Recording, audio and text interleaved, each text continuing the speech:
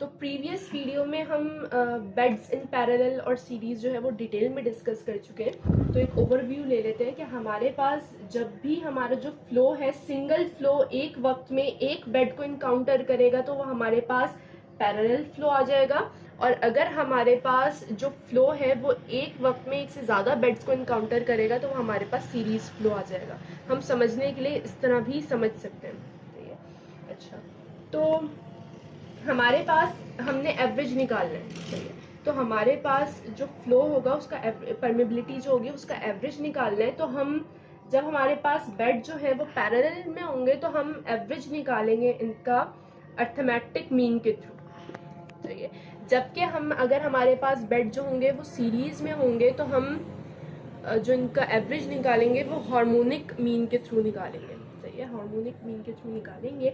तो इधर जो हमारे पास फॉर्मूला बनकर आएगा, जब हमारे पास बेड जो होंगे वो पैरेलल में होंगे तो हमारे पास इधर जो फॉर्मूला बनकर आएगा वो आएगा हमारे पास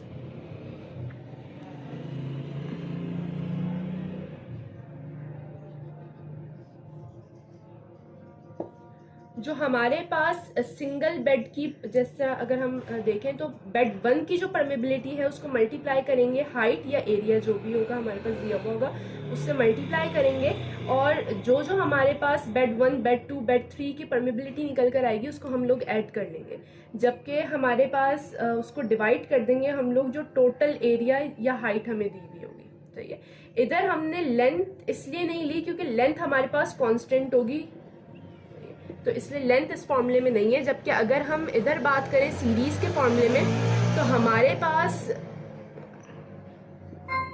परमेबिलिटी का एवरेज हम किस तरह निकालेंगे, जो हमारे पास टोटल लेंथ होगी उसको डिवाइड करवा लेंगे हम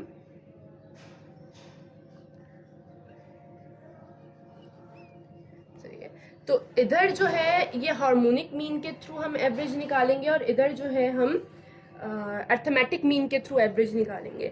इसमें हम लोग लेंथ इस्तेमाल कर रहे हैं क्योंकि हमारे पास लेंथ डिफरेंट होगी और हमारे पास हाइट जो होगी वो सेम होगी। ठीक है, इसमें हम लोग हाइट इस्तेमाल कर रहे हैं क्योंकि हमारे पास हाइट जो है वो डिफरेंट होगी, लेंथ जो होगी वो कांस्टेंट होगी।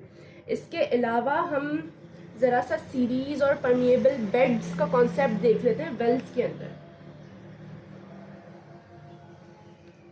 तो हमारे पास डिफरेंट वेल्स में डिफरेंट स्टेजेस में डिफरेंट फ्लोज जो हैं वो डोमिनेट कर रहे होते हैं। तो अगर मैं ये मेरे पास बेड्स हैं, ठीक है, और मेरे पास जो है वो वेल,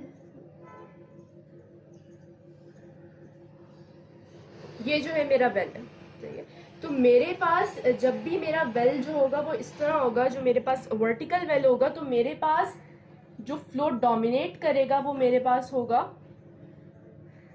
पैरेलल फ्लो। ठीक है, या मैं कह सकती हूँ ये कि मेरे पास जो परमेबिलिटी होगी वो हॉरिजॉन्टल परमेबिलिटी होगी। ठीक है, अगर मैं इसी चीज को, इसी वेल को, बेड्स इसी तरह रखूं लेकिन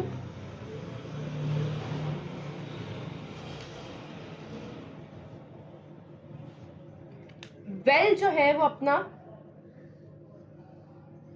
हॉरिजॉन्टल कर दूं, ठीक है, तो अब जो मेरे पास फ्लो होगा वो इस तरह होगा। तो हमारे पास डिफरेंट वेल्स में अब मेरे पास जो परमेबिलिटी होगी वो वर्टिकल परमेबिलिटी होगी। तो ये जो डोमिनेट करेगी परमेबिलिटी वो वर्टिकल परमेबिलिटी होगी इनिशियल स्टेज में। सही है, उसके बाद हमारे पास हॉरिजॉन्टल परमेबिलिटी भी होगी।